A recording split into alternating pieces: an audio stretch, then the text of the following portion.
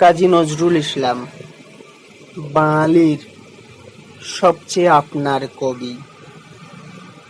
নজরুলকে বিদ্রোহী কবি বলে দেগে দেয়া হয়েছে। হ্যাঁ, বিদ্রোহ তার কবিতায় ব্যাপক পরিধি নিয়ে এসেছে, এ বিষয়ে কোনরূপ সন্দেহের কোনো কিন্তু জায়গা নেই। কারণ আমরা দেখেছি সমকালীন সময় এবং শাসকের অত্যাচার ও অবিচারের বিরুদ্ধে নজরুল সমীপেশুর মতো এত ব্যাপক বিক্ষোভে কিন্তু আর কেউ ফেটে পড়েননি। যথার্থ শ্রদ্ধা এবং সম্মান জানিয়ে বলতে হয়, বিশ্বকবি রবীন্দ্রনাথ ঠাকুর সহ অন্যান্য কবিগণ যখন একটা সমন্বয়ের মধ্য দিয়ে তাদের কাব্য কলম চালনা করছিলেন, ঠিক সেই সময় কিন্তু নজরুলের কবিতা বিপদগামী হয়েছে। নজরুল বলেছিলেন তিনি ভাবেন না আগামী দিন তার কবিতা পড়া হবে কিনা, কিন্তু যারা ৩৩ কোটি মানুষের মুখের গ্রাস কেড়ে খায় তার লেখায় তিনি তাদের সর্বনাশ দেখতে চান। খুব স্বাভাবিকভাবে আমরা দেখলাম কাজী নজরুল ইসলাম বারবার শাসকের রোষানলে পড়েছেন, তাকে জেলে যেতে হয়েছে, তিনি জেলের মধ্যেও অনশন করেছেন। এখন এখানে একটি বিষয় বলতে হয়, যখন অনেক কবি সাহিত্যিকগণ তারা আহা কি আনন্দ আকাশে বাতাসে বলে মুখরিত হয়ে উঠছেন, তখন নজরুল সমীপেশু কেন বলছেন কারার লোহ কপাট ভেঙে ফেল কর রে লোপাট। আসলে মনীষী রবীন্দ্রনাথ বা অন্যান্য যারা কবিরা ছিলেন তারা একটা আলোকদীপ্ত পরিবারের প্রতিনিধি ছিলেন। তাদের পক্ষে সম্ভব ছিল না নজরুলের মতো জীবনকে এত কঠিন সংগ্রামের মধ্য দিয়ে দেখার। কারণ আমরা সকলেই জানি ধ্বংসের পিরামিডে বসে কখনো কিন্তু সুখের গুজরান করা যায় না। ফলে নজরুল সমীপেশুর গানে, কবিতায়, নাটক, প্রবন্ধে বারবার শাসক বিরোধিতা এসেছে, এবং পূর্বেই বললাম তার মতো এত ব্যাপক বিদ্রোহে বোধহয় আর কেউ ফেটে পড়েননি। ফলে তাকে বিদ্রোহের কবি আখ্যায়িত করে দেয়া হয়েছে। এই বিদ্রোহী কবি আখ্যায়িত করবার ফলে একটি বিষয় কিন্তু একটু গন্ডগোল হয়ে গেছে, সেটা হচ্ছে কবি কাজী নজরুল ইসলামের কাব্যের যে অন্যান্য অনুষঙ্গগুলো ছিল সেগুলো কিন্তু কিছুটা চাপা পড়ে গেল এই বিদ্রোহী তকমার জন্য। আমি পূর্বেই বললাম যে নজরুলের কাব্যে বিদ্রোহ এসেছে ব্যাপকভাবে। যেমন আমি জীবনানন্দ আলোচনা করতে গিয়ে বলেছিলাম জীবনানন্দের কাব্যে মৃত্যু চেতনা এবং অন্ধকার প্রসঙ্গ ব্যাপক পরিধি জুড়ে এসেছে। তবে মৃত্যু চেতনা এবং অন্ধকার প্রসঙ্গ ব্যাপক পরিধি জুড়ে আসলেও তিনি কি শুধুমাত্র অন্ধকার প্রসঙ্গের কবি, এ কথা কি আমরা বলতে পারি না? জীবনানন্দ সমীপেশু যেমন প্রাকৃতির কবি, প্রেমের কবি, নজরুলও কিন্তু বিদ্রোহী হত্যা কবিতার পাশাপাশি সম্প্রীতির বাণী তিনি ছড়িয়েছেন, তিনি প্রেমের কবিতা লিখেছেন। এখানে একটি কথা বলে নি, নজরুলের কাব্যে অসাম্প্রদায়িকতার এমন সুবিশাল বিস্ফোরণ বোধহয় বাংলা ভাষী আর কোনো কবির কাব্যে আমরা দেখতে পাইনি। একদিকে তিনি ইসলামী সঙ্গীত রচনা করছেন, অন্যদিকে তিনি আবার কিন্তু শ্যামা সঙ্গীত রচনা করছেন। শুধুমাত্র সাহিত্যে এক, জীবনে অন্যটা, এমনটি কিন্তু নজরুলের ক্ষেত্রে হয়নি। আমরা দেখেছি, আমরা অনেক সময় মুখোশ পড়ে থাকি, কবিগণও অনেকে পড়ে থাকেন, তারা সাহিত্যে এক কথা বলেন এবং তাদের জীবনে তার অন্যরকম প্রতিফলন আমরা দেখতে পাই। কিন্তু নজরুলের জীবনে আমরা দেখেছি এই অন্যরকম প্রতিফলনের জায়গাটা নেই। তার একটাই মুখ, কোনো রূপ মুখোশ নেই। তিনি মানব ধর্মে বিশ্বাসী। হিন্দু মুসলমানের এই ভেদাভেদ তার কাছে কিন্তু অতীব তুচ্ছ। ফলে তিনি তার সন্তানের নাম রাখছেন কৃষ্ণ মোহাম্মদ, যেটা তৎকালীন সময়ে কিন্তু অত্যন্ত এক বিপ্লবাত্মক পদক্ষেপ। তার স্ত্রী প্রমীলা দেবী, তিনি হিন্দু সম্প্রদায়ের মানুষ। নজরুল কখনো কিন্তু তাকে ধর্মান্তরিত করবার চেষ্টা করেননি। ফলে কাজী নজরুল ইসলাম আমরা প্রবলভাবে দেখলাম তার কাব্যে বিদ্রোহাত্মক ভাবনার একটা বিরাট বিকাশ ঘটলেও তিনি যেমন সাম্প্রদায়িকতার বিরুদ্ধে কথা বলেছেন, সাম্প্রদায়িক সম্প্রীতির কথা বলেছেন, প্রেমের কথা বলেছেন, মেলবন্ধনের কথা বলেছেন। ফলে নজরুলকে শুধুমাত্র বিদ্রোহী কবি এই আখ্যায় কিন্তু দেখে দিলে তার কাব্যের যে অন্যান্য আনুষঙ্গিক পরিচয়, সেই পরিচয় কিছুটা কিন্তু ঝাপসা এবং অস্পষ্ট হয়ে ওঠে। আমরা জানি নজরুলের কবিতাতে হিন্দু মুসলমান প্রসঙ্গের ব্যাপক একটা বিকাশ কিন্তু ঘটেছে। আমার একটা আলাদাই প্রবন্ধ আছে নজরুল ইসলামের সাহিত্য ভাবনায় হিন্দু মুসলমান প্রসঙ্গ। এই প্রবন্ধটি দৈনিক স্টেটসম্যানে প্রকাশিত হয়েছিল, তোমরা চাইলে দেখে নিতে পারো। নজরুল একতে বলছেন, হিন্দু মুসলমানের পরস্পরের অশ্রদ্ধা দূর করতে না পারলে যে এ পোড়া দেশের কিছু হবে না, এ আমিও মানি এবং আমিও জানি যে একমাত্র সাহিত্যের ভিতর দিয়েই এই শ্রদ্ধা দূর হতে পারে। নজরুল তার পুরো সাহিত্যময় জীবনে এই একটা সৎ প্রচেষ্টাই কিন্তু সারা জীবন ভর করে গেছেন। আমরা যদি বাংলা সাহিত্যের প্রাঙ্গণে হিন্দু মুসলমানের প্রসঙ্গগত প্রেক্ষিত দেখি, তাহলে দেখব তা বহুদা বিস্তৃত এবং ব্যাপক পরিধিযুক্ত ও বৈচিত্র্যপূর্ণ। হিন্দু সংস্কৃতি এবং মুসলিম সংস্কৃতির আলাদা পৃথক সত্তা ভারতীয় উপমহাদেশে লয়প্রাপ্ত হয়েছে কিছুটা হলেও, একথা কিন্তু আমরা বলতে পারি। ডক্টর রাজেন্দ্র প্রসাদ একটি সুন্দর কথা বলেছিলেন। তিনি বলেছিলেন 1857 খ্রিস্টাব্দের পূর্বে ভারতবর্ষে কিন্তু এই হিন্দু মুসলমানের ব্যাপারটি ছিল না।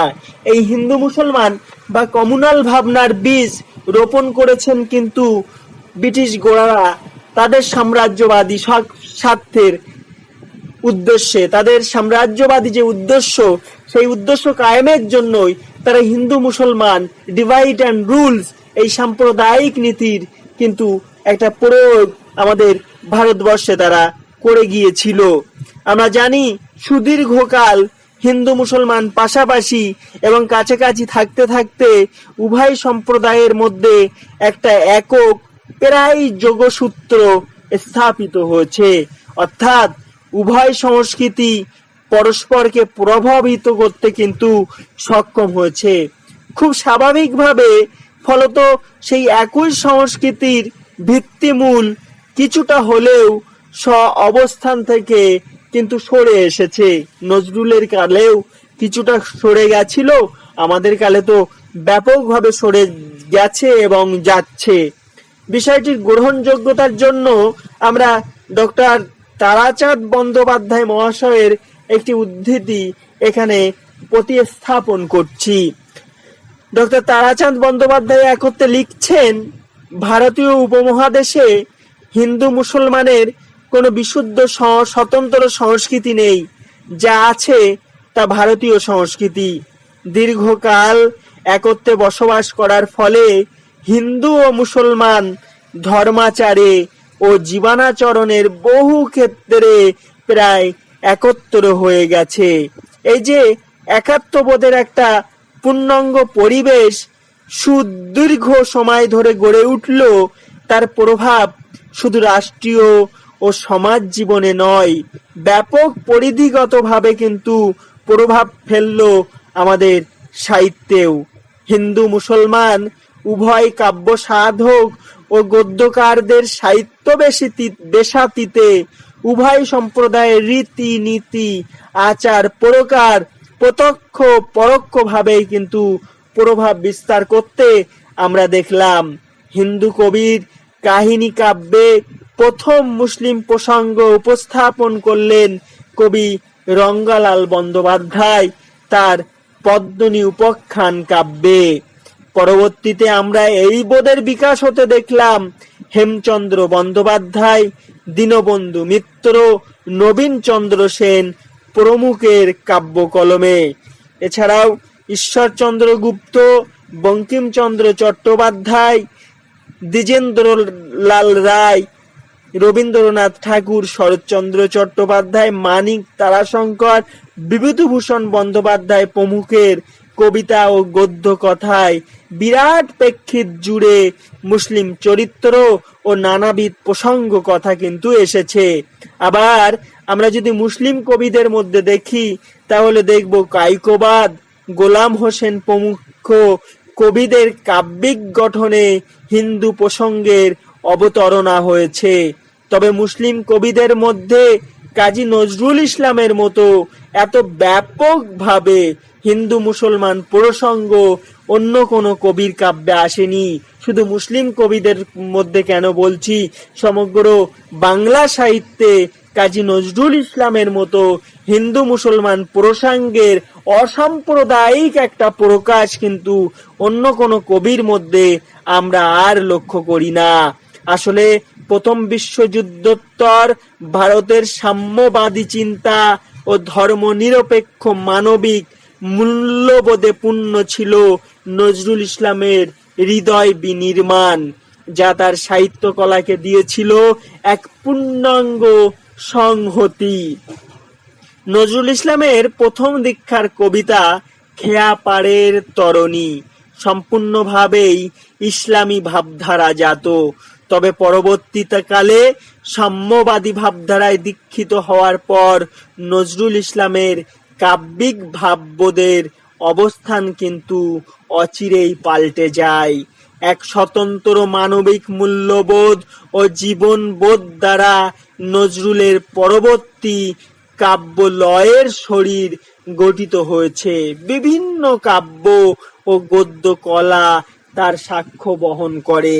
নবযুগ প্রবন্ধে নজরুল লিখলেন, এসো ভাই হিন্দু, এসো মুসলমান, এসো বৌদ্ধ, এসো খ্রিস্টান, আজ আমরা সব গণ্ডি কাটাইয়া, সব সংকীর্ণতা, সব মিথ্যা, সব স্বার্থ চিরতরে পরিহার করিয়া প্রাণ ভরিয়া ভাইকে ভাই বলিয়া ডাকি, আজ আমরা আর কলহ করিব না। অসাম্প্রদায়িকতার এক মহান পূজারী ছিলেন আমাদের কাজী নজরুল ইসলাম। কোনো প্রকার ছুতমার্ক কিংবা সংকীর্ণতা কখনোই তার জীবন ও কাব্যে তিনি প্রশ্রয় দেননি।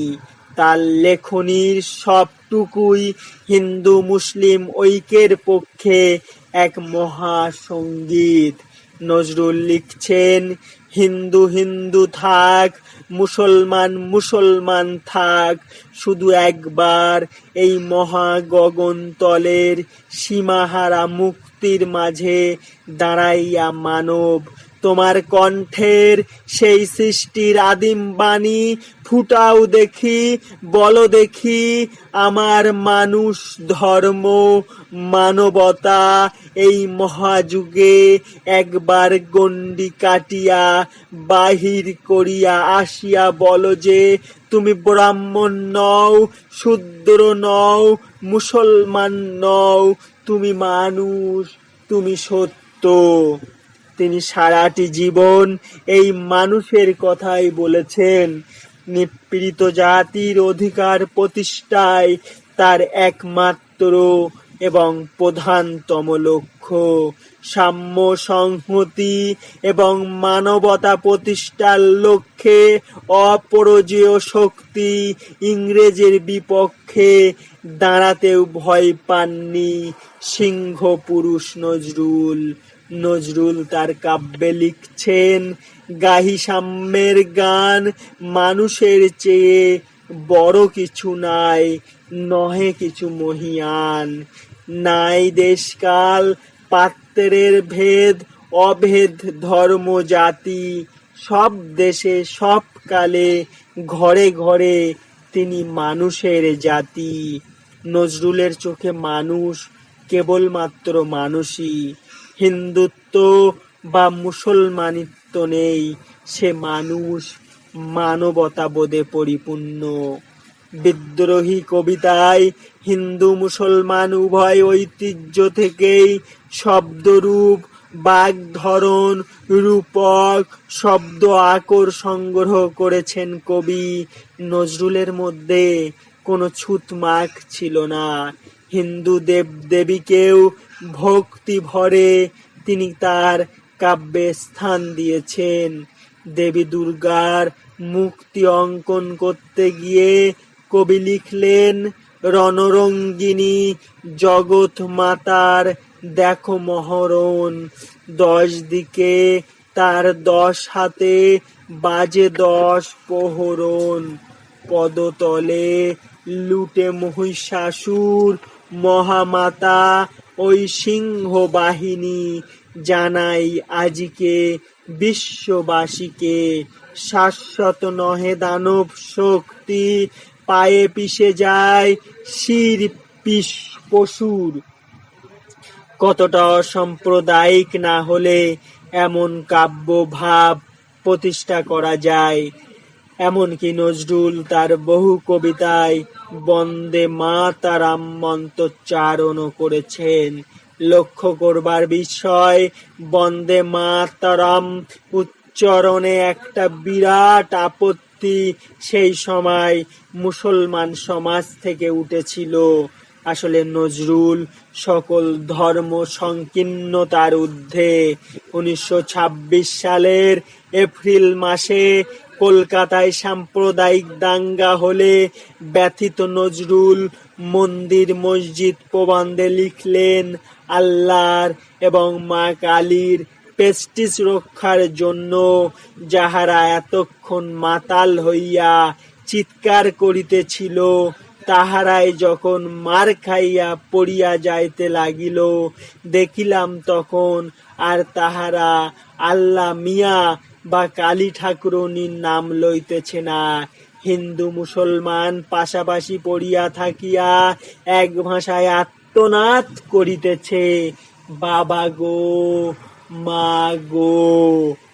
ওই একই প্রবন্ধে মানবতাবাদী নজরুল লিখছেন, হিন্দুত্ব ও মুসলমানিত্ব দুই সহা যায়, কিন্তু টিকিত্ব ও দারিদ্র অসহ্য। কেননা ওই দুটোই মারামারি বাধায়। টিকিত্ব হিন্দুত্ব নয়, ওটা পণ্ডিত্য। তেমনি দারিদ্র ইসলামত্ব নয়, ওটা মৌলত্ব। কেবলমাত্র কবিতা কিংবা গদ্য ভাবনাই নয়, গীতিকাব্য রচনায়ও নজরুল হিন্দু মুসলমান প্রসঙ্গের সার্থকভাবে প্রতিস্থাপন করতে সক্ষম হয়েছেন। রামপ্রসাদ সেনের পর কমলাকান্ত ভট্টাচার্য, দশরথী রায়, কালী মির্জা, রঘুনাথ রায় প্রমুখের শ্যামা সঙ্গীত ধারায় যে স্রোত প্রবাহমান করেছিলেন, সেই ধারাকে পুষ্ট করতে সর্বশেষ এবং শ্রেষ্ঠতম সংযোজন হিসাবে নজরুলের শ্যামা সঙ্গীত ধারাকে আমরা ধরতে পারি। তার শ্যামা সঙ্গীতে দেবী কালিকা নানা মূর্তিতে আবির্ভূত হয়েছে। এছাড়াও তার দুর্গা বিষয়ক সঙ্গীত, আগমনী গীত, শিব সঙ্গীত, সরস্বতী গীতি এবং শ্রী গৌরাঙ্গ, শ্রী রামকৃষ্ণ, বিবেকানন্দকে নিয়ে তার স্তুতিমূলক গীতি ও কবিতা সমূহ তাকে বিশিষ্টতা দান করেছে। কোনো বিশেষ ধর্ম বিশ্বাসের বন্ধনে নজরুল নিজেকে সীমাবদ্ধ রাখেননি। হিন্দুত্ব যেমন তার কাব্যকলায় এসেছে, তেমনি মহামানব হযরত মুহাম্মদ সাল্লাল্লাহু সাল্লামের স্তুতিমূলক রচনা, ইসলামী নানা অনুষঙ্গ তার কবিতায় এসেছে। বিশের বাসী গ্রন্থের অন্তর্গত ফতেয়াই দুয়াজ দম কবিতায় নবী মুহাম্মাদের আবির্ভাব ও তিরোভাবের বর্ণনা এসেছে। নজরুলের প্রায় প্রতিটি কবিতায় হিন্দুত্বের পাশাপাশি এসেছে মুসলমানি প্রসঙ্গেও। পূর্বেই নজরুলের শ্যামা সঙ্গীতের কথা বলেছি, তবে কেবলমাত্র শ্যামা সঙ্গীত নয়, নজরুল ইসলামী সঙ্গীত রচনায়ও প্রতীক্ষিত। আল্লাহর প্রশস্তি, নবী মুহাম্মদ সাল্লাল্লাহু আলাইহি সাল্লামের প্রশস্তি, ঈদ, রমজান, কাবা শরীফ, পবিত্র হজ যাত্রা, আজান, পবিত্র গৃহ মসজিদ, মহরম, নবী কন্যা ফাতেমা রহমাতুল্লাহ আনহু, আরব, মক্কা ও মদিনা সহ একাধিক ইসলামিক অনুষঙ্গ এসে ভিড় জমিয়েছে তার কাব্যে ও কবিতায়। একেবারেই ছিন্নমূল পরিবার থেকে এসেছিলেন প্রাণের কবি নজরুল। তিনি যেমন বিরজা সুন্দরী দেবীর স্নেহ সান্নিধ্য পেয়েছেন, তেমনি মিসেস রহমানের অপার মাতৃ স্নেহে সিক্ত হয়েছেন। ফলত অসাম্প্রদায়িক হওয়ার আর সুযোগ তার ব্যাপকভাবে কিন্তু ছিল। সেজন্যই তিনি লিখতে পারেন, বাংলা সাহিত্যে হিন্দু মুসলমান উভয়েরই সাহিত্য। এতে হিন্দুর দেবদেবীর নাম দেখলে মুসলমানদের রাগ করা যেমন অন্যায়, হিন্দুরও তেমনি মুসলমানদের দৈনন্দিন জীবন যাপনের মধ্যে নিত্য প্রচলিত মুসলমানি শব্দ তাদের লিখিত সাহিত্যে দেখে ভুরু কোঁচকানো অন্যায়। আমি হিন্দু মুসলমানের মিলনে পরিপূর্ণ বিশ্বাসী, তাই তাদের এই সংস্কারে আঘাত হানার জন্য মুসলমানি শব্দ ব্যবহার করি বা হিন্দু দেবদেবীর নাম নিই। অন্যত্রে তিনি আরো স্পষ্ট ভাষায় লিখছেন, হিন্দু মুসলমানের দিন রাতে হানাহানি, জাতিতে জাতিতে বিদ্বেষ, যুদ্ধ বিগ্রহ, মানুষের জীবনের একদিকে কঠোর দারিদ্র, ঋণ, অভাব, অন্যদিকে লোভী অসুরের যজ্ঞের ব্যাংকে কোটি কোটি টাকা পাষাণ স্তূপের মতো জমা হয়ে রয়েছে। এই অসাম্য, এই ভেদজ্ঞান দূর করতেই আমি এসেছিলাম। আমার কাজে, আমার সঙ্গীতে, কর্মজীবনে অভেদ সুন্দরকে, সাম্যকে প্রতিষ্ঠা করেছিলাম। অসুন্দরকে ক্ষমা করতে, অসুরকে সংহার করতে এসেছিলাম।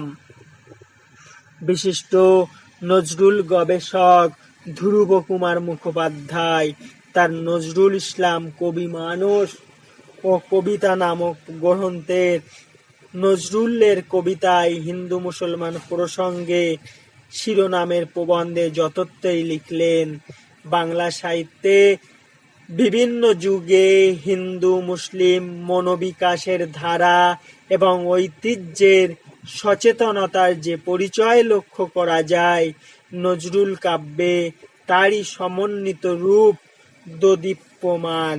উল্লেখ্য যে নজরুল ইসলাম এই সমন্বয়ী রূপ সৃষ্টিতে সন্তুষ্ট থাকতে পারেননি। এই ঐতিহাসিক প্রয়োজনের তাগিদেই তাকে হিন্দু মুসলমান এই দুই সম্প্রদায়ের জন্য স্বতন্ত্র সাহিত্য রচনায় আত্মনিয়োগ করতে হয়েছে। কারণ কাব্য রচনার মধ্য দিয়ে নজরুল শুধু রাজনৈতিক লক্ষ্য সাধনের পথ ও আত্মজাগৃতির পটভূমি রচনা করতে চাননি, তিনি বাংলার হিন্দু মুসলমান উভয় সম্প্রদায়ের মনোবিকাশের ক্ষেত্রেও উল্লেখযোগ্য ভূমিকা গ্রহণ করেছিলেন। নজরুল ইসলামের হিন্দু মুসলমান প্রসঙ্গ ও সম্পর্ককে কবিতায় ব্যবহার করে সংস্কৃতির স্বরূপ ও ঐতিহ্যকে স্বীকার করে তার নবরূপায়ণ ঘটালেন। তিনি ধর্ম, জাতি, সম্প্রদায়গত বিভেদ, অনৈক্য, বিস্মৃতি হয়ে মানব ধর্মের বিশাল পটপেক্ষায় সকলকে মিলিত করতে চেয়েছিলেন। আর এখানেই তার কাব্যে হিন্দু মুসলমান প্রসঙ্গ ব্যবহারের সার্থকতা। তোমরা যারা এতক্ষণ ছিলে তাদের জন্য শুভকামনা। আমাদের আজকের আলোচনার বিষয় আমরা এখানে সমাপ্তি করছি। আমাদের ভাবনা, আমাদের চেতনার স্তরকে সমাপ্তির স্টেশনে দাঁড় করিয়ে আমাদের বিদায় নেওয়ার পালা। বিদায় নেবার পূর্বে শুধু এটুকুই বলার, তোমরা ভালো থেকো, সুস্থ থেকো এবং পড়াশোনায় থেকো। আমাদের আলোচনা, আমাদের সমালোচনা, সাহিত্য নিয়ে আমাদের নানা দৃষ্টিভঙ্গি যদি তোমাদের সামান্যতম ভালো লাগে, যদি তোমাদের চেতনা এবং বোধের স্তরকে সামান্যতম উজ্জীবিত করতে পারে, তাহলে অবশ্যই আমাদের সঙ্গে থেকো। তোমাদের সঙ্গ পেলে আমাদের ভালো লাগবে এবং আগামী দিনে আমাদের চলার তা পাতেও হবে। Good bye. আজকের মতো তোমাদের কাছ থেকে বিদায় নিচ্ছি।